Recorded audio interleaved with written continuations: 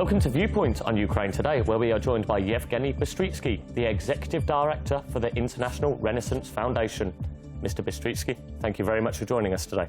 Oh, morning. So this week, Russia announced that they will close down the Soros Foundation in Russia.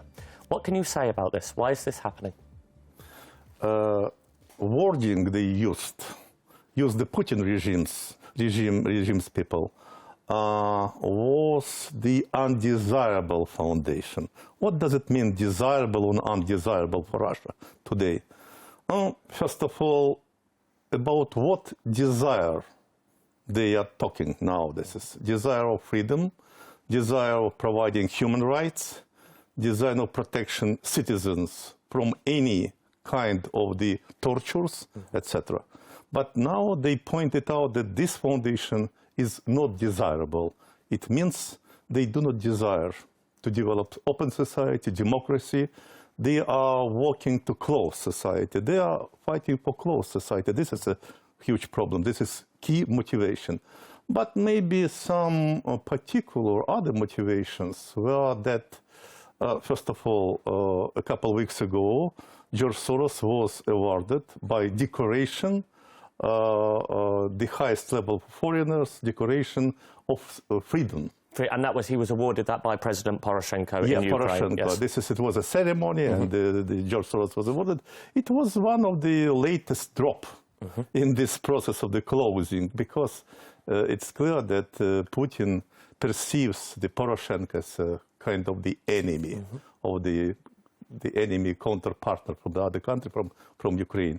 And of course, other reasons are maybe the increasing aggression from the side of the Russia. I mean, first of all, not only Crimea and Donetsk and Lugansk regions, but Syria, for instance. And in fact, fighting hidden or open against Western countries for the so-called spiritual bones of Russia world.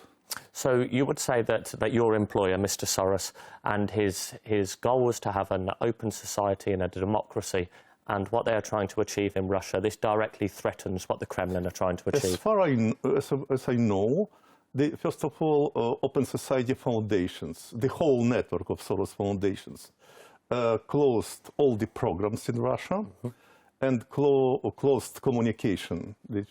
Ended communication with the grantees there. But beginning from 2004, they had no particular NGO grantees, but only institutions they supported there. And they stopped this completely, and their idea is to again open it as soon as conditions will be more friendly in Russia. Bystrytsky, can I ask you, how much has the Soros Foundation invested in Russia? I know some figures from the very beginning up to the 2004, 2006.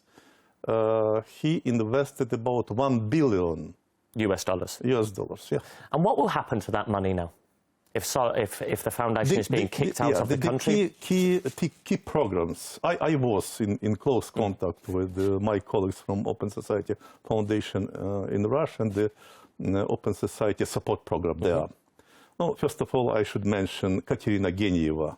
Genieva was one of key leaders of the Soros Foundations in Moscow. One of the well-sounded program was the opening university centers of internet centers across Russia, in many universities up to from St. Petersburg up to the Novosibirsk and the other cities. To the east, this is 33 centers equipped by new computers. It was that first time of independence of Russia. It was a very serious, the support. And how did Russia respond to this? The first years of such support, the Russia media and Russia government, were quite friendly. That's related to that. Absolutely good.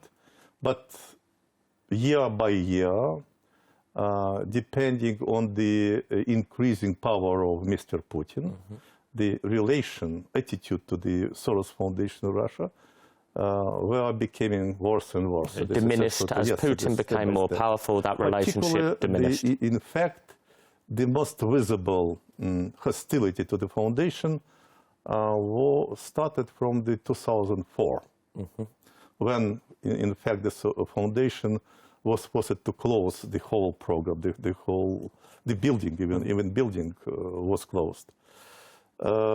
And the other programs, for instance, the Pushkin Library program, huge program, believe me, this is unbelievable. Even in Ukraine, we have not yet developed such huge translation and publishing program, publishing new books, translated books from the European languages in philosophy, sociology, economics, and the fantastic books. Would you say the Kremlin does not want this literature then in Russia? Yes, of course. Even I know that a couple of the books, in fact, textbooks, written by British historians, were forbidden in Russia. Or forbidden? Just forbidden. And because of that, of course, such the books are not particular books who brought kind of some bad ideas to Russia. Such books opened the democracy world. So they were just promoting democracy, Russians, yeah. and therefore they were forbidden. Yeah. Okay. Yeah, absolutely. So if I can ask you, what does the closing of the foundation in Russia mean to the foundation in Ukraine? This is a serious question. Why?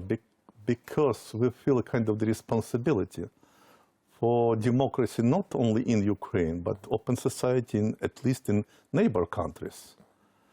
For us, it means that we have lost one of the serious leverage to establish a process of reconciling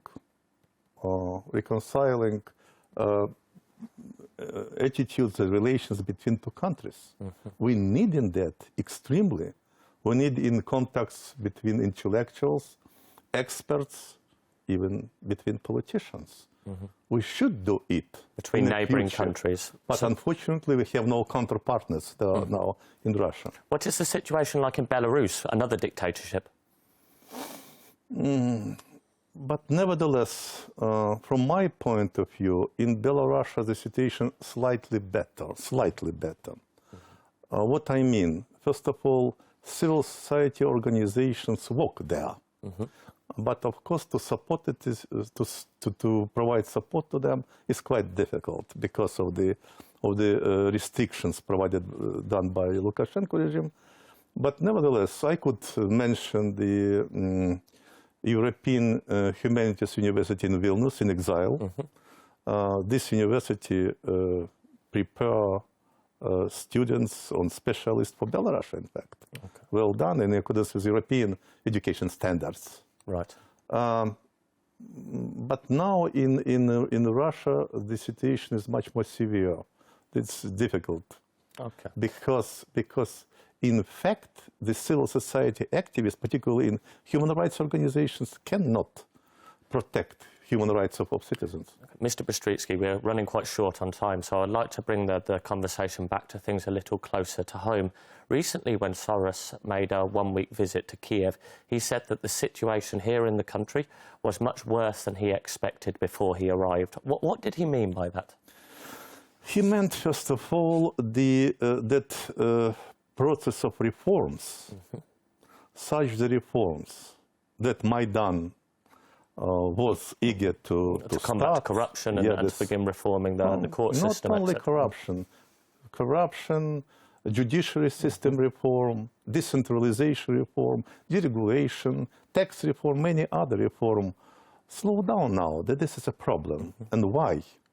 From my point of view, he wasn't satisfied, first of all, with the decisiveness of the government to provide reforms. Okay. This is a problem now. Okay, so Soros sees the speed that the reforms and as you said, the decisiveness of the government in power as not being up to speed.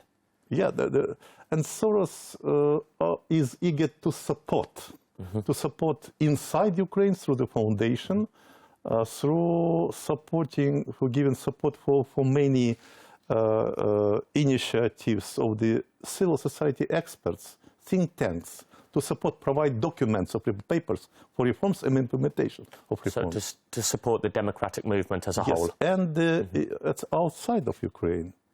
He develops contacts with many influential people in Western countries just to stimulate them, to raise them for support, to organize support for Ukraine, particularly finance support. Okay. Mr. Bystrytsky, that is all we have time for. Thank you very much for coming.